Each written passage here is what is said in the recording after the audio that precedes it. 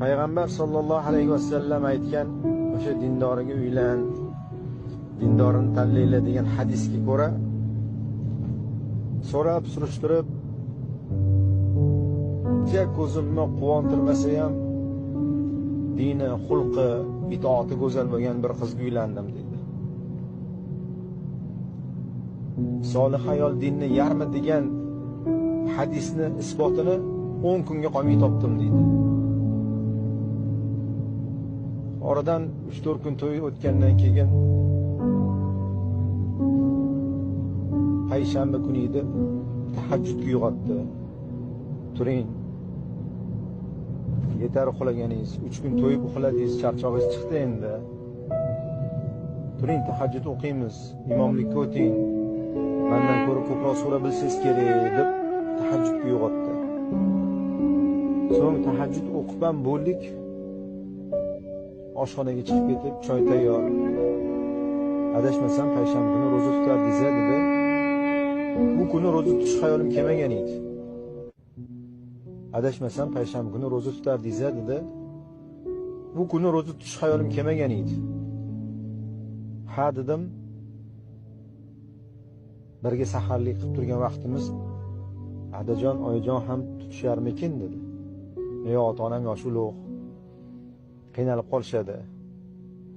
Yaxshisi iftorlikka shirin ovqat qilgan. O'sha shirin ovqat qilganingda ro'zadorligini bilsa, balki keyingi ergashishar dedi. Shu bilan iftorlikka shirin tansiq ovqat tayinladi. Onam nima munosabat bilan bu ovqat?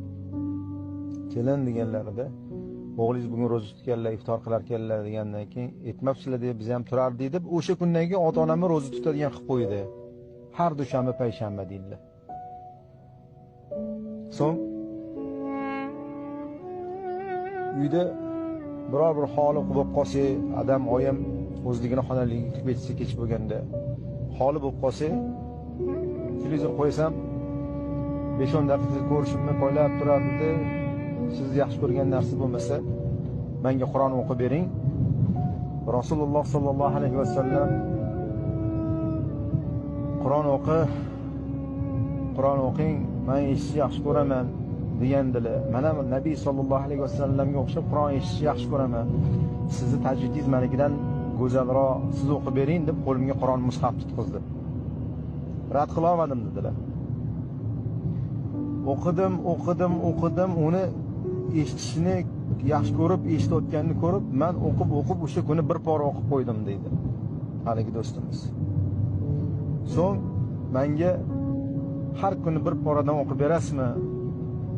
Men eshitib ruhim yengil bo'ladi. Ertangi kunga, ishlaga, oilaga, barcha yumushlarga quvvatim yengillashadi, quvvat topaman. Siz bir oyda bitta xatm qilganingiz qoladi deb bu narsaga meni ko'ndirib qo'ydi. Kechasi to'shakka yotsa, Nabiy sollallohu alayhi vasallam Fatima onamiz borib Rasulullohdan uyga bitta qulmi joriya bering, uy ishlarida qiynalyapmiz deganlarida Nabiy sollallohu alayhi vasallam rad qilib jo'natib yuboradilar. So'ng kechasi borib Ali va Fotimaning o'rtasiga yotib, sizlarga bir kalimani o'rgataymi? Ana o'sha kalima sizlarni barcha yumushlardan behojat qilib o'zinglarni quvvatli qilib qo'yadi deb kalimani o'rgatib ketganlar zikr deb. Har kecha o'sha zikr qildiradigan bo'lib qo'yildi menga. Men u hadisni eshitgan edim. Lekin ayolim shu zikrni har kecha qiladigan bo'lib qoldi. Haqiqatan men o'zimda yana quvvat topdim ishimga. Ertalab ketayotganimda nima bo'lsa ham o'sha gap, men sizni yaxshi ko'raman. Halol topib keling. O'sha ayollar, solih ayollar aytgan gap, haromsiz, harom kelsa sabr qilamiz, yemaymiz, chidaymiz yo'qchilikka. Halol kelsa og'ziga shukr qilamiz degan gap o'qitirdi. O'zim halol topardim, lekin yana ham halolroq, yana ham kuchliroq halolga e'tibor beradigan bo'lib qoldim. Keyin ishga ketish oldidan yoki ishdan kelish asnosida salom berib, menga bir salom berardi va mendan 3 salomni kutardi. Ya'ni assalomu alaykum va rahmatullohi va barakatuh. Ya'ni barakat bilan rahmatni kutardi mendan. O'zi esa faqat salom berardi. ya'ni ajri ko'p sizniki bo'lsin deb turardi. Shu vaqtgacha alik olganda va rahmatullohi va barakatuh deb alik olmagan edim deydilar haligi og'aynimiz. So'ng Alloh poklikni yaxshi ko'radi deb har kuni kiyimimni yuvardi. Har kuni yangi kiyim dazmol bosib berardi. Eski kiyimim yengidek turardi deydi. Har payshanba qo'liga qaychini olib, tirnoqlarimni olib qo'yardi. Telefonda rasm bo'lardi. Nabiy sollallohu alayhi vasallam sunnatga ko'ra qaysi tirnoqlarni olishlari haqida, birinchi qaysi barmoqlarni oladilar, ikkinchi qaysi barmoqlarni oladilar. O'shanga muvofiq olinardi. Amal qilamiz, tirnoq olyapti, sunnatga ko'ra bo'lsin, 10 ta ajr bor-ku deb qo'yardi. Men tushundim, Nabiy sollallohu alayhi vasallamni solih ayol dinning yarmidir degan so'zlarini hayotimda isbotini topdim. Shu amalni ayolimni menga go'zal qilib ko'rsatib qo'ydi. So'ng homilador bo'ldi. Homilador bo'lgandan keyin mendan ozgina vaqtga imtiyoz so'radi. Ya'ni kunda 2 soat menga tegmasanglar deb. Oyijondan so'rab bering dedi. Onamdan so'rab berdim, onam rozi bo'ldilar. 2 soat tegmaydigan bo'ldi. Bilsak, Qur'onni qiynalib o'qirkan, tuqqunimcha Qur'onni silliq juda oson holatda o'qishim kerak degan ma'noda homiladorligidan boshlab tetalab, jijjalab o'qib tug'gungacha Qur'onni sharlatadigan bo'lib qoldi. Menga yetib oldi deydi haligi do'stimiz. O'g'il farzand ko'rdim.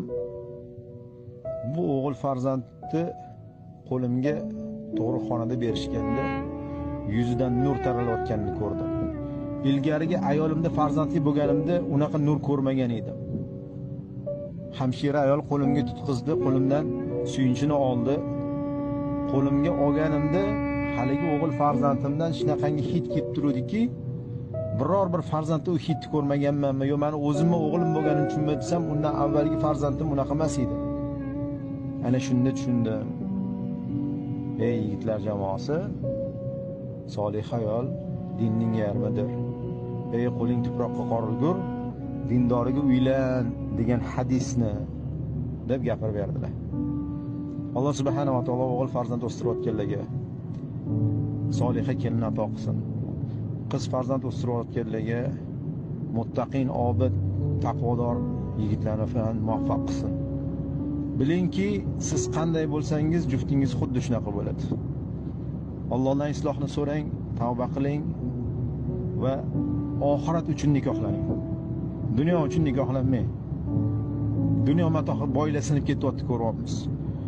Kecha o'sha Samarqand darvozada 4 ta xonadonga musibat yetibdi. Alloh o'zi kushoyish bersin, o'zi yengillik bersin. Butun bir boylik bir kunda yo'q bo'lib ketdi deganida. Husniga qarab turmush qurmaylar. Xoh yigit bo'lsin, xoh qiz bo'lsin, bu husn o'tadi, ketadi. Yetishgan narsalarga bir kun Alloh uchun yetishmagan bo'lsanglar, qoladi ko'nglinglar. Din uchun nikohlaninglar. Ummat ko'p, sifati kam. Sifatiga ham e'tibor beraylik. Alloh farzandlarimizga soliha farzandlarni o'zi muvaffaq qilsin. Adashib qolishdan Alloh panoh bersin. Yana o'sha hadisni eslatib o'tamiz. Ey qo'ling tuproqqa qorilgur do'stim, dindorga uylan. Ey uylanish arafasida turgan ukam, solih ayol dinning yarmidir. Alloh rozi bo'lsin barchalardan.